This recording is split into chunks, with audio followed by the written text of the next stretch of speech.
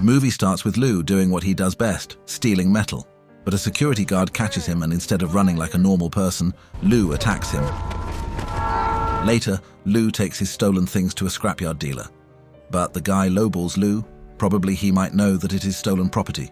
But Lou asks for job, but the dealer say no. How about an internship then? I'm not hiring a fucking thief. On his way, he stumbles upon a car accident. But while normal people might feel horror or sympathy, Lou sees opportunity. Because suddenly a van screeches onto the scene and two men come out with cameras. And Lou watches closely, fully focused on what's happening. Instead of being shocked, he seems deeply interested, like he's found something he's meant to do. He starts asking questions that, where will this be shown? Who pays more for the footage? Even while someone is in danger, his mind is on the business side. But the cameraman answers calmly and said, whichever news station pays the most, get the clips. But Lou here also asks for job, but cameraman says, fuck no. After rejecting, the cameramen drive off to cover another breaking story, but Lou stays behind. Something has changed in him. He's not driven by compassion, but by the opportunity. The next morning, Lou begins searching for the news channel that purchased the footage. Now he's made up his mind that he wants to do this job. But there's a problem that he needs a camera and a police scanner, and he doesn't have money to buy it. So he steals a bicycle and takes it to a local dealer to sell. At first, the dealer offers him a low price, but Lou, using his smooth talking skills, starts describing the bike's features in detail. Impressed by Lou's pitch, the dealer agrees to give him what he needs. Then Lou begins his work by listening to police radio all day, so he can quickly reach any incident nearby and record it. But whenever he goes to record, the police chase him away because he does not know the rules of recording footages. One day he hears about an incident and rushes to the location, but Joe is there too, recording clips. But when Lou goes ahead and tries to record, but the police officer stop him. And in anger, officer explained the rules that how far he can film from and when filming isn't allowed, and then officer ordered them to leave. After this incident, Joe gets upset and he blames Lou for ruining everything. But Lou unknowingly manages to capture some catchy footage. He takes this footage to a news channel called KWA6. When he says he wants to sell it, so he meets the channel's director, Nina Romina. She watches the video and notices how intense it is because someone was shot multiple times and there's a lot of blood. She thinks this kind of footage will attract viewers, so she decides to buy it. Then Lou tries to negotiate a high price, but Nina offers much less. And still she gives him advice that if he wants to succeed, so he needs better equipment like a good mic and a good quality camera. And she also explains him that she wants such news which can grab the attention of the audience. I'm a very, very quick learner. You will be seeing me again. I believe you. The next morning, he sees his footage being aired on TV and this motivates him. Then he gets back to work. Later, we see him waiting in a restaurant because Lou meeting someone named Rick, who's here for a job interview because Lou needs help and he can't do everything alone. Then Lou questions Rick. Sell yourself. Well, I'm Rick, of course. Why hire you? After a short interview, Lou offers him an unpaid internship, but Rick looks disappointed because he needs money, not just experience. But Lou finally agrees to pay Rick $30 a night to help him.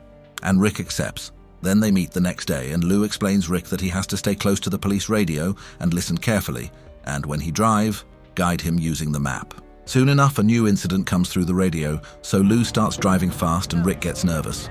In the chaos, Rick misses a turn and they arrive 5 minutes late. By then, the victim is already in the ambulance and Lou is furious that he missed the shot. But Rick tries to explain, but Lou shuts him down and he says, Don't answer me by telling me a problem. Bring me a solution, and then we can make a decision together. Then another call comes in and Lou speeds to the location and tries to talk to a woman nearby.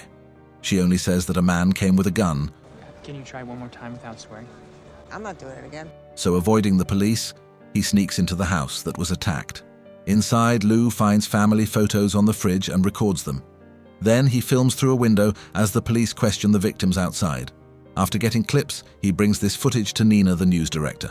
And Nina is thrilled because no one else has this angle, but the editor hesitates, saying the footage might be illegal since it was taken from inside the house. But Nina doesn't care. She buys the video. Later, Nina talks with Lou about his past and his passion for this work. Then Lou opens up and he says he's never enjoyed anything more in his life. Then Nina praises him and saying he's doing great. As the footage airs, Lou saves the video to his computer and time goes by and he captures more and more incidents. And with all the money he earns, and he upgrades everything like a high-speed car, a better camera and a professional mic. Now he's faster, sharper, and more prepared than ever to chase breaking news. One day he hears about a new incident and rushes to the location. When he gets there, he tries asking a man what happened, but the man snaps and saying he's calling the police and tells Lou to leave. But taking advantage of the moment, Lou sneaks closer to the scene and he finds a dead body that badly injured. But instead of just filming it as it is, Lou does something shocking. He drags the body to the front of his car to get a better shot. Then he records from multiple angles, trying to make the video look dramatic and intense. By the time police arrive, Lou has already gotten what he needs. Then he heads straight to Nina, and she's impressed because this footage is powerful, and she buys it, and for the first time she gives Lou a huge payment. And feeling confident, Lou asks her out on a date. And Nina says no at first, but her expression suggests she might feel differently. And I'm twice your age. I like older women. Sometimes later, Lou's competitor warns him not to sell his footage to just one news channel because there are other buyers and they might pay more. He even offers Lou a deal to double the money and a personal van with steady work. But Lou refuses, saying that, You keep talking like it's something that I may be interested in, but I'm not. Fuck you.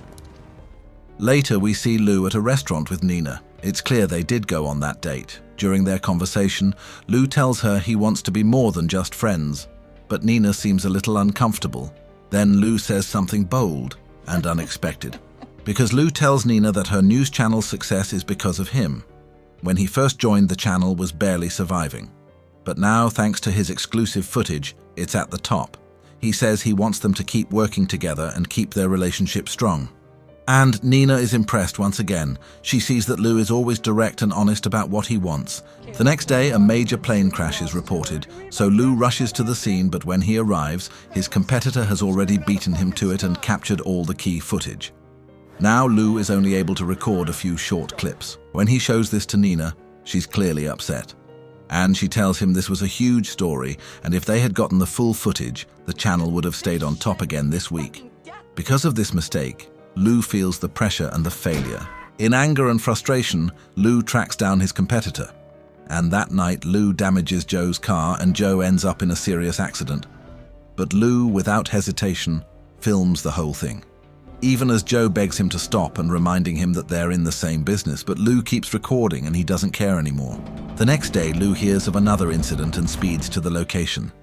As he arrives and heads toward the house with his camera, some gunshots ring out. So Lou quickly hides in the bushes, and from his hiding spot, he sees armed men exiting the house and getting into a car, so Lou stays silent and capturing every moment. Here, something big is unfolding, and Lou is right in the middle of it, because Lou had recorded everything at crime scene where multiple bodies are found. He also manages to capture the vehicle number, and the police haven't arrived yet, so Lou sneaks inside the house and discovers several dead bodies. Then he films the scene from various angles to make it even more dramatic. Just as things are getting intense, then Lou hears police sirens, so he leaves quickly and transferring all the footage to his laptop. Then Lou meets Mina, who is furious because he hasn't answered her calls, but Lou tells her that he has something extraordinary footages from a crime scene where 3 people were killed, and he got there before the police and now he has exclusive content. Then Mina watches the footage in shock, and despite some hesitation from her news team, she decides to air it. But Lou demands a hefty sum for the video, and then bargaining start. 5,000. 30,000. 7,000. 8,000. 15,000. 15,000. Then Mina agrees to pay him, but Lou has more conditions that he wants his company's name on every video and no more bargaining in the future. And Mina agrees to the terms, but what Mina doesn't know is that Lou edited the video before handing it over. He cut out crucial scenes so no one knows who the real killers are. The next morning, the police show up at Lou's door, asking him questions about the footages of yesterday night, but Lou answers smoothly like he knew exactly what they'd ask. Then he also gives them the edited footage, and then the police leave. Later that night, Lou tells Rick that he knows who the killers are and plans to use them for his benefit. But Rick is so nervous, then Lou reveals that now is the time to take their business to new heights. But Rick is tired of his low pay, and he asks Lou for more money, and Lou promises to give him what he wants. And after some thinking, Rick asks for $75 for the night, and Lou agrees without hesitation. As they drive, Rick asked that he could have asked for $100 and still gotten it, and Lou confirms he would have given it to him. Soon they arrive at a house and Lou points out the same car from the crime scene. Then Lou says this is the killer's house, and tonight They're going to make $50,000. Hearing this, Rick is shocked because he's only getting $75 for the night. But Lou reminds him their deal was already made. But Rick pushes for more money. Seeing the situation, Lou could fall apart and agrees to Rick's demands. But Rick says, Well, I want half of whatever we make tonight. After some hesitation, Lou agrees to the deal. Just then, the killers leave the house and get into their car, and Lou starts following them. Then they stop at a restaurant, and Lou calls the police, giving them the address and telling them the killers are armed. After this, Lou tells Rick to move to the other corner and record the whole incident. But Rick is scared, but knows he needs to do it if he wants the money. As he starts recording, gunshots erupt, and one of the killers shoots a police officer before driving off. Then Lou quickly tells Rick to get into the car and they chase after the killer. But the scene turns chaotic as the killer drives recklessly, but the chase ends in a massive crash, with both cars flipping over. Then Lou and Rick get out of their car to film the aftermath, and Lou approaches Rick to the killer's car, telling him to get closer for a better shot. But as Rick gets near and the killer, who's still alive, and starts shooting at Rick, and Lou from a distance continues recording, knowing full well the killer was still alive and might try to kill Rick. Then the killer tries to escape but shot down by the police. And Lou, who's been recording everything from a distance, walks over to Rick and reveals the truth that he intentionally put Rick in danger because Lou wanted to protect his business and he couldn't risk Rick messing it all up.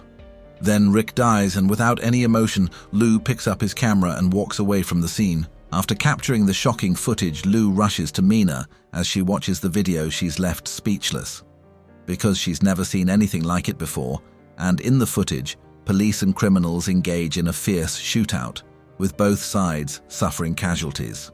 Then Mina realizes this video could change both their lives and it could transform their channel and Lou's future. Just as she prepares to broadcast, 2 police officers arrive and demanding the footage as evidence. But Mina refuses, and claiming she bought the footage, so it's hers to do with as she pleases. When they asked who she bought it from, so she names Lou. Then police arrest him and question him about how he knew where the killers were going, but Lou insists that he recognized them from the crime scene and followed them and calling the police. The female officer accuses Lou of lying, and she thinks he already knew who the killers were and used the footage to manipulate the situation. But without solid evidence, Lou is soon released. As time passes, we see Lou back at work, but now with a big team, and he has 2 vans, having successfully built his own company. And the film ends with a message about the power of passion. As always, if you like the video, and subscribe to the channel.